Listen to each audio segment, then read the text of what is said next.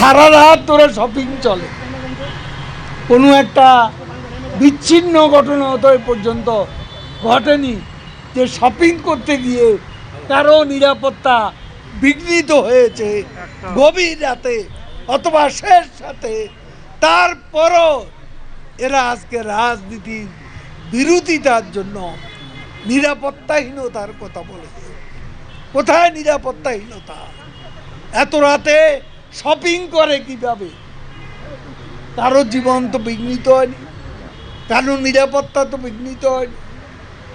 কাজে এসব উদ্ভট কথা আমরা কান দেব না। আমরা কাজ করব, আমরা মানুষের রাজনীতি করি।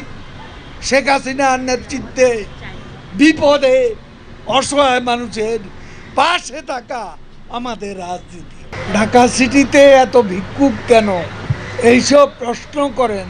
তাদের লজ্জা করে না যে তারা একজন গরিব মানুষকেও রোজার মাসে কোনো প্রকার সাহায্য করেননি, তারা ইফতার বিতরণ করেনি, তারা ইফতার পার্টি খেয়েছে। তারা কি ভুলে যান তাদের আমলে উত্তরবঙ্গের রংপুর কোর্টে পতিতাবৃত্তিতে মহিলারা অভাবের তাড়নায় পতিতাবৃত্তিতে নাম লিখিয়েছিল কোর্টে গিয়ে, জিয়াউর রহমানের আমলে। আজকে 80% নেতা কর্মী নাকি নির্যাতনে আছে।